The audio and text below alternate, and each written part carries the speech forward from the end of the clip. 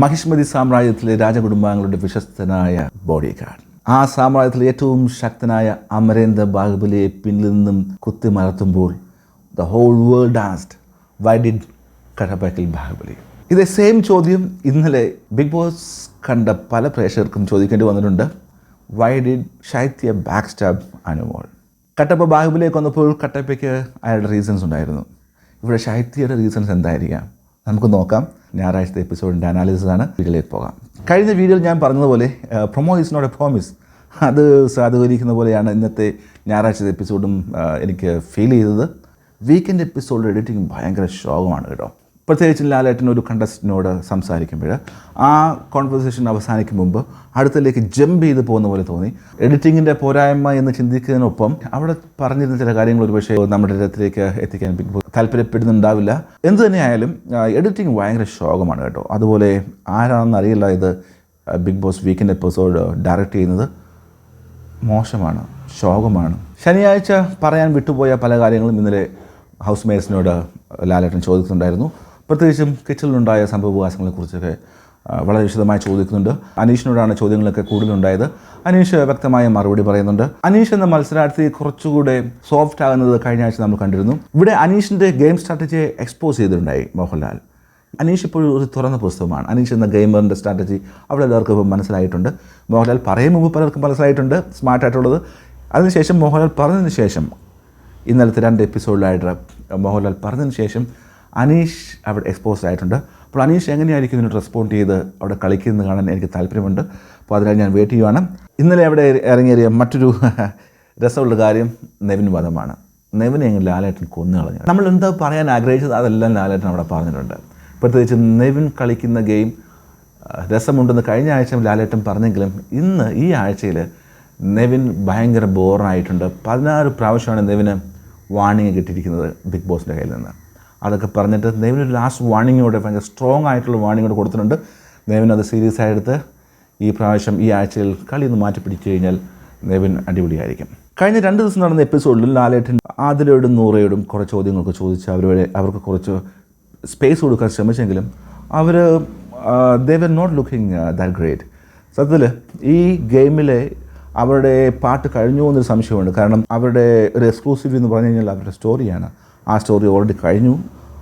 അത് ഓൾറെഡി അവർ സ്റ്റോറി പറഞ്ഞു കഴിഞ്ഞു. ഇനി എന്താണ് ആദിലിൽ നിന്ന് നൂറയിൽ നിന്ന് പ്രതീക്ഷിക്കുന്നത്? അവർക്ക് എന്താണ് അവിടെ ചെയ്യാൻ പറ്റുന്നത്? ഇപ്പം നമ്മൾ കാണുന്നത് ആദിലയും നൂറയും അവർ അനുമോളോട് ചേർന്ന് ഗെയിം കളിക്കുന്നതാണ് നമ്മൾ കാണുന്നത്. ഗെയിം കളിക്കുന്നതില്ല, അനുമോട് ഒരു ശ്രോതാവായിട്ട് നിൽക്കുന്നതാണ് നമ്മൾ കാണുന്നത്. പിന്നെ ഇന്നലെ രസകരമായി തോന്നുന്നത് നമ്മുടെ രേണു സുധി അക്ബറിനോട് ക്ഷമിക്കുന്ന ആ പാട്ടായിരുന്നു.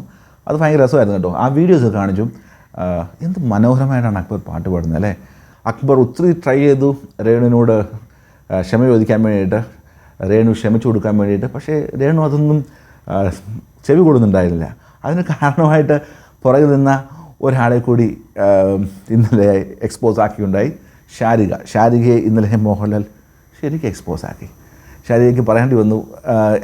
രേണുവിനോട് ആരാണ് അക്ബറിനോട് ക്ഷമിക്കേണ്ടതെന്ന് പറഞ്ഞു കൊടുക്കുമെന്ന് പറയാൻ വേണ്ടിയിട്ട് ചോദിച്ചപ്പോൾ ഷാരിക അവിടെ എക്സ്പോസ് ആയിരിക്കുകയാണ്. രേണുവും ഷാരിക അവിടെ കുറച്ച് ബഡീസായി മാറിയിട്ടുണ്ട്. എനിക്ക് ഷാരിക എന്ന ഗെയിമിലുള്ള പ്രതീക്ഷകൾ ഇതുവരെ തീർന്നിട്ടില്ല. ഷാരിക ഇനിയും ഒരുപക്ഷേ ഈ ഗെയിമിന് കോൺട്രിബ്യൂട്ട് ചെയ്യുമായിരിക്കാം. പിന്നെ ഒനീലുണ്ട്.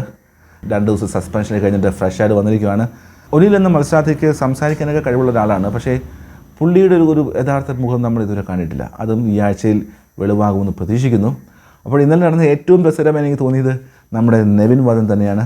നെവിൻ ഇത് അത്യാവശ്യമായിരുന്നു. Nevin has to change. Correct. വളരെ സീരിയസ്നെസ്സൊക്കെ നെവിൻ്റെ ഈ അലസതയെക്കുറിച്ചൊക്കെ ലാലേട്ടൻ പറയുന്നുണ്ടായിരുന്നു. അങ്ങനെ ഒരു ഉഴപ്പിപ്പോയൊരു എപ്പിസോഡായിരുന്നു ഇന്നലത്തേത്. നമുക്കൊന്നും എടുത്തു പറയത്തക്ക വലിയ കാര്യങ്ങളൊന്നും നടക്കാത്തൊരു എപ്പിസോഡായിരുന്നു. അതിൽ ഇന്നലത്തെ എപ്പിസോഡിൽ വളരെ ഇമ്പോർട്ടൻ്റ് ആയൊരു കാര്യം എന്ന് പറഞ്ഞാൽ നോ വിഷൻ എന്നുള്ള ഒരു പാട്ടായിരുന്നു. ഈ നോ വിഷൻ എന്തുകൊണ്ട് ശൈത്യ അവിടെ സേവ് ചെയ്തതെന്ന് എൻ്റെ ഒരു അസംഷൻ, ജിസേലിനെതിരെ അനു ഗെയിം കളിക്കുമ്പോൾ അനുവിന് കാര്യമായ സപ്പോർട്ടൊന്നും അവിടെ ഇല്ല. അനുവിനെ സപ്പോർട്ട് ചെയ്തത് ആദില, നൂറ, പിന്നെ ശൈത്യ. അപ്പോൾ ശൈത്യ എന്ന് പറഞ്ഞാൽ വളരെ ക്ലോസ് ബഡിയായിട്ടാണ് അവിടെ കാണുന്നത്. ഒരു പക്ഷേ ബിഗ് ബോസിൻ്റെ ക്രിയേറ്റേഴ്സ് അവർ ചിന്തിച്ച് കാണും ശൈത്യയ്ക്ക് എന്തെങ്കിലും കോൺട്രിബ്യൂട്ട് ചെയ്യാൻ പറ്റുമെന്ന് ചിന്തിച്ച് കാണും. അതിനാലായിരിക്കാം ശൈത്യയെ അവിടെ സേവ് ചെയ്തത്. ഇന്നലെ ശൈത്യയെ അവിടെ നിർത്താനുള്ള ഒരു സോൾ റീസണാണ് ഞാൻ കാണുന്നത് തന്നെയാണ്. കാരണം ഓൾറെഡി ജിസയിൽ അനുമോൾ ഒരു കോൺഫിഡൻസ് സ്റ്റാർട്ട് ചെയ്ത് കഴിഞ്ഞു. അപ്പോൾ അനുമോളോടൊപ്പം നിൽക്കാൻ വേണ്ടിയിട്ട് ഒരു കണ്ടസ്റ്റൻറ്റ് ആ രീതിയിലായിരിക്കാം ഒരു പക്ഷേ ഇവിടെ ശൈത്യയെക്കുറിച്ച് ബിഗ് ബോസിൻ്റെ ക്രിയേറ്റേഴ്സ് ചിന്തിച്ചിരുന്നത്. പക്ഷേ വിതിൻ മിനിറ്റ്സ് ഇവിടെ ശൈത്യ ഉൾട്ടയടിച്ചിരിക്കുകയാണ്. ഇവരുടെ പേരെന്തായിരുന്നു? കലാഭവൻ ശരിക. എന്താണവർ? കറക്റ്റ് അമ്മായി തന്നെ അല്ലേ? ഭയങ്കര കുത്തുതിരിപ്പിൻ്റെ പ്രോമാക്സ് ആണ് അവർ കേട്ടോ. അവർ ശൈത്യത്തിൽ നിന്നൊരു കോൺവെർസേഷൻ കാണിക്കുന്നുണ്ട്. അവിടെ അക്ബറിൻ്റെ അടുത്തും പിന്നെ നമ്മുടെ കീലേരി അക്ബറിൻ്റെ അടുത്തും അപ്പാനി ശരത്തിൻ്റെ അടുത്തും ഫ്രണ്ട്ലി ആകാൻ വേണ്ടിയിട്ട് ശൈത്യയെ ആ ഗ്രൂപ്പിലേക്ക് നമ്മുടെ ഈ സരിക ക്ഷണിക്കുന്നുണ്ട്. സരികയുടെ ക്ഷണം സ്വീകരിച്ച് അനുവിനെ തള്ളി പറഞ്ഞുകൊണ്ട് അങ്ങനെ നമ്മുടെ ശൈത്യ അനുവിനെ വിട്ട് യാത്രയാകുവാണ് മക്കളെ. അപ്പോൾ നമുക്ക് ഈ വരുന്ന ആഴ്ചയിൽ വളരെ ഇൻട്രസ്റ്റിംഗ് ആയിട്ടുള്ള കുറച്ച് പ്ലോട്ട് പോയിൻറ്റ്സ് ഒക്കെ വന്നിട്ടുണ്ട്. അപ്പോൾ ഈ ശൈത്യയുടെ ഗെയിമിന് എന്തായിരിക്കും? പക്ഷേ ശൈത്യ കാണിക്കുന്ന മഹാമണ്ഡത്തരമുണ്ട്. അവർ ചിന്തിക്കേണ്ടത് ലാലേട്ടൻ്റെ എപ്പിസോഡ് കഴിഞ്ഞപ്പോൾ അവർ ചിന്തിച്ചിരിക്കുക ഇപ്പോൾ അനുമോൾ കട്ട നെഗറ്റീവായി കാണും വെളിയിൽ നിന്ന് ചിന്തിച്ചായിരിക്കാം ഒരു പക്ഷേ അങ്ങനെ ഒരു ജമ്പ് അവർ ചെയ്യുന്നത്. പക്ഷേ അവിടെ പ്രേക്ഷകർ ഇവരെ കണ്ടുകൊണ്ടിരിക്കുമല്ലേ. അനുമോൾക്ക് സത്യത്തിൽ സപ്പോർട്ട് കൂടുകയുള്ളൂ ഈ കാര്യത്തിൽ. അടുത്ത ആഴ്ചയാണ് ശൈത്യ വോട്ടിങ് വന്നു കഴിഞ്ഞാൽ ശൈത്യ പൊളിഞ്ഞ് പാളി സമാധാനത്തിൽ നിൽക്കുന്നു. അല്ലെങ്കിൽ ബിഗ് ബോസ് എന്തെങ്കിലും കളിച്ച് ശൈത്യയെ രക്ഷപ്പെടുന്നത്. അല്ലെങ്കിൽ ഇപ്പോഴത്തെ സാഹചര്യത്തിൽ ശൈത്യ നല്ല പരങ്ങളിലാകുകയുള്ളൂ. ശൈത്യയെ കാണുന്നത് പ്രേക്ഷകർ ബഹുഭൂരിപക്ഷം കാണുന്നത് ഒരു നെഗറ്റീവ് ഇമേജ് കൂടിയാണ് ഈ ഇൻസിഡൻറ്റിന് ശേഷം. അപ്പം ശൈത്യയുടെ റീസൺസ് എന്തായിരുന്നു എന്ന് നമുക്ക് ചിന്തിച്ചു കഴിഞ്ഞാൽ ശൈത്യ ഒരു പക്ഷേ ചിന്തിച്ചിരിക്കാം ഇവിടെ അനു വെളിയിൽ നെഗറ്റീവായിട്ടുണ്ടാകും. അല്ലെങ്കിൽ നോമിനേഷൻ വീക്കെൻഡിലേക്കുള്ള നോമിനേഷൻ വരാൻ പോവുകയാണ്, അത് നിങ്ങൾക്ക് സേവ് ചെയ്യാൻ വേണ്ടിയിട്ടായിരിക്കാം അനു ശൈത്യ ഒരു പക്ഷേ അനുമോളെ ഇതുപോലെ ആ ഫ്രണ്ട്ഷിപ്പിൽ നിന്ന് ഒറ്റ കൊടുത്തിരിക്കുന്നത്. അപ്പോൾ ഈ വരുന്ന ആഴ്ചയിൽ ഇത് കുറച്ച് ഇൻട്രസ്റ്റിംഗ് ആകാൻ സാധ്യതയുണ്ട്. നമുക്ക് നോക്കാം. കുറേ കാര്യങ്ങൾ ഇപ്പം ഓപ്പൺ അപ്പ് ആയിട്ടുണ്ട്. പക്ഷേ അനീഷും ഷാനവാസും തമ്മിലുള്ള കോംബോ ഹിറ്റാൻ സാധ്യതയുണ്ട്. അവർ നമ്മളുടെ ഈ ടോം ആൻഡ് ജെറി കളി പൊതുവെ എല്ലാവർക്കും ഇഷ്ടപ്പെടുന്നുണ്ട്. രണ്ടാമത് ഇപ്പോൾ അവിടെ ഓപ്പണായിരിക്കുന്ന ഒരു ഇഷ്യൂ എന്ന് പറഞ്ഞു കഴിഞ്ഞാൽ ജിസേൽ അനു കോൺഫ്ലിക്റ്റാണ്. അതിനോടൊപ്പം അവിടെയുള്ള പുരുഷന്മാരെ മൊണ്ണകളെന്ന് വിളിച്ച അനുവിൻ്റെ ഒരു കമൻറ്റ്സ് അതും ഓപ്പൺ ആയിട്ടുണ്ട്. അപ്പോൾ ഇതായിരിക്കും അടുത്ത ആഴ്ചയിൽ അവിടെ നടക്കാൻ പോകുന്ന പ്രധാന പ്ലോട്ടുകളുടെ പ്രധാന കണ്ടൻറ്റിൻ്റെ ഒരു ഓപ്പണിംഗ് എന്ന് ഞാൻ വിശ്വസിക്കുകയാണ്. അങ്ങനെ തന്നെ ആയിരിക്കാം. തിങ്കളാഴ്ചത്തെ എപ്പിസോഡിൻ്റെ റിവ്യൂമായിട്ട് നമുക്ക് കാണാം. So see tomorrow. ബൈ.